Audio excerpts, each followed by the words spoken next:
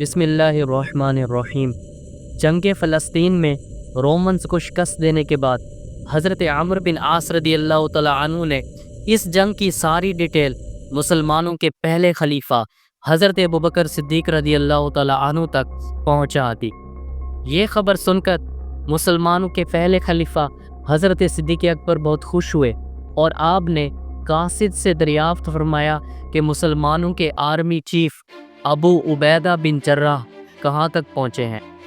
تو قاصد نے کہا کہ حضرت ابو عبیدہ بن جراح ابھی تک رومن امپائر میں داخل نہیں ہوئے اور اپنے لشکر کو کچھ حصوں میں ڈیوائیڈ کر کے رومن امپائر کے مختلف مقامات کی طرف روانہ فرما دیا ہے۔ یہ سن کر صدیق اکبر رضی اللہ تعالیٰ عنہ نے صحابہ کرام کی میٹنگ بلائی اور فرمایا کہ ابو عبیدہ بن جراح امین الامہ ہے، نرم دل آدمی ہے اور وہ جنگ کے معاملے میں بھی نرمی ہی دکھائیں گے، تو میں یہ چاہتا ہوں کہ آپ مسلمانوں کا آرمی چیف خالد بن ولید کو بنانا چاہیے۔ تو تمام صحابہ کرام نے آپ کی تائید فرمائی۔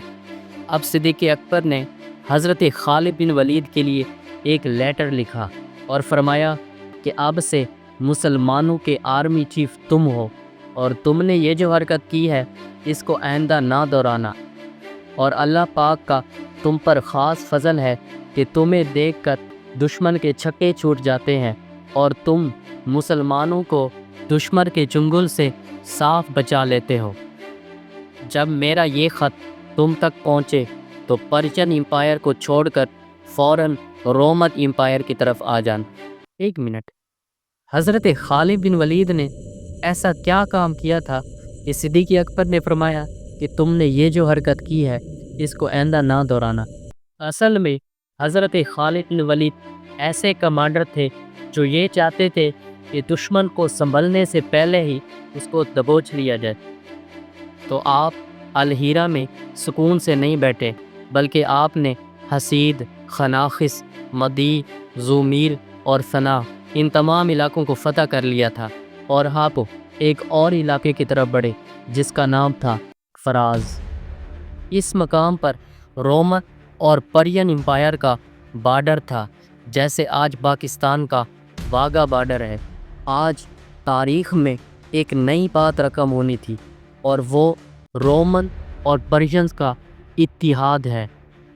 ایسے ممالک جو چھوٹی چھوٹی باتوں پر آپس میں جنگ چھیڑ دیتے تھے، آج انہوں نے مسلمانوں کے خلاف اتحاد کر لیا ہے۔ حضرت خالد بن ولید اپنا لشکر لے کر فراز کے مقام پر پہنچے تو آپ نے دیکھا اب مسلمانوں کا مقابلہ صرف پرشین سے نہیں ہے بلکہ رومنز اور عرب کرسچن بھی موجود ہیں۔ ان کے لشکر کی مجموعی تعداد 1.5 لاکھ ہے اور مسلمان صرف 15,000 ہیں، لیکن درمیان میں ایک دریا تھا، تو حضرت خالد بن ولید نے دریا کے ایک طرف پڑاؤ کیا تو پرشینز نے حضرت خالد بن ولید کی طرف لیٹر لکھا کہ آپ اپنا لشکر لے کر اس طرف کیوں نہیں آتے؟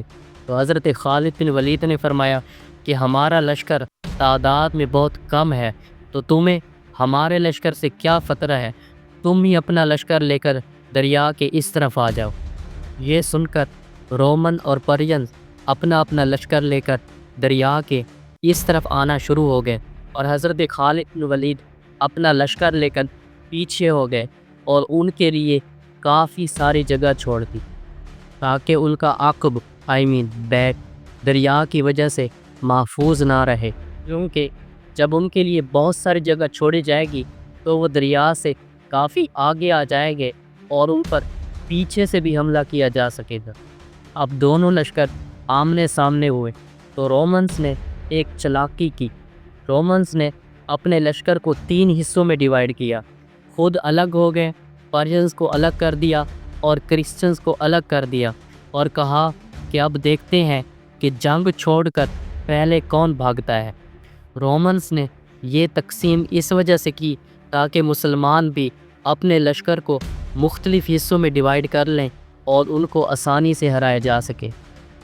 لیکن حضرت خالد بن ولید نے فرمایا، اے گروہ مسلم، یا تو دشمن بے وقوف ہے یا ہمیں بے وقوف بنانا چاہ رہا ہے۔ وہ ہمیں تقسیم کرنے کی کوشش کر رہا ہے، لیکن ہم متحد ہی رہیں گے۔ اور فرمایا، اے توحید کے پرستارو، ان پر ٹوٹ پڑو۔ تو مسلمانوں نے ان پر حملہ کر دیا۔ رومن اور پرشنز ابھی تک جنگ کے لیے ریڈی نہیں تھے، تو مسلمان جس طرف بھی حملہ کرتے تھے ان کی صفیں اندر کی طرف گھستی چلی جاتی تھی اور ان کا لشکر سکڑتا گیا اور ان کے لشکر میں بھگدڑ مچ گئی۔ اب یہ جنگ نہ رہی، بلکہ رومن اور پرشنز کا قتل عام بن گئی۔ دیکھتے ہی دیکھتے مسلمانوں نے 1.5 لاکھ کے لشکر میں سے 1 لاکھ دشمنان اسلام کو قتل کر دیا اور بقیہ سارے بھاگ گئے۔ یہ جنگ ذی القعدہ کے مہینے میں ہوئی۔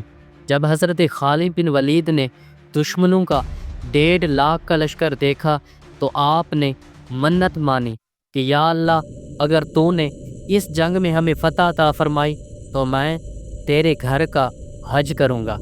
اب اللہ پاک نے اس جنگ میں مسلمانوں کو فتح عطا فرمائی اور حضرت خالد بن ولید نے اپنی منت پوری کرنی تھی اور حج کرنا تھا۔ تو حضرت خالد بن ولید نے تمام لشکر کا امیر حضرت کاکا کو بنایا اور ان سے کہا کہ تم یہ لشکر لے کر ہیرا کی طرف جاؤ اور میں حج کرنے جا رہا۔ تو حضرت کاکا نے عرض کی، آپ کا جانا مناسب نہیں ہے، کیونکہ اب ہم نے رومن اور پرشنز دونوں سپر پاور سے پھڈا لے لیا ہے اور خلیفہ بھی اس کی اجازت نہیں دیں گے، لہٰذا آپ ہمیں چھوڑ کر نہ جائیں۔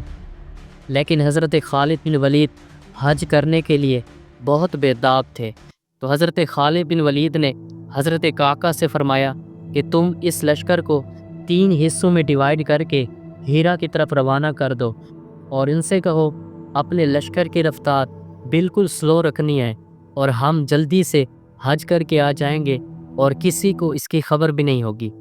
اب حضرت کاکا نے لشکر کو 3 حصوں میں ڈیوائیڈ کیا اور فرمایا کہ تم نے ہیرا کی طرف بالکل سلو سپیڈ سے جانا ہے، اور حضرت خالد بن ولید چپکے سے کچھ ساتھیوں کو لے کر حج کی طرف روانہ ہو گئے۔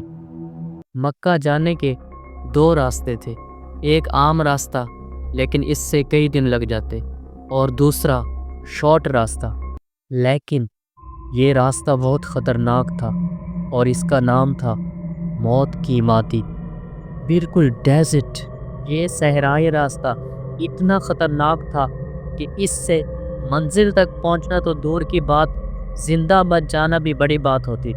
اس علاقے میں جگہ جگہ ڈاکو اور لٹیرے تھے، اور کچھ جگہ تو ایسی تھی جہاں پر ڈاکو وغیرہ بھی نہیں جاتے تھے، اور کچھ جگہوں پر ریت سے مختلف شکلیں بنی ہوئی ہوتی تھی اور بھول بھلیاں ہوتی تھی کہ انسان کافی دیر تک چلنے کے بعد پھر اسی مقام پر آ پہنچتا تھا، اور یوں بار بار کرنے سے اس کا کھانا پانی بھی ختم ہو جاتا تھا اور وہ وہیں پر مر جاتا تھا۔ اور کبھی اچانک اونٹ بدک جاتے تھے، ایسا لگتا تھا کہ اونٹوں نے کسی ایسی چیز کو دیکھ لیا ہے جسے انسان نہیں دیکھ سکتے۔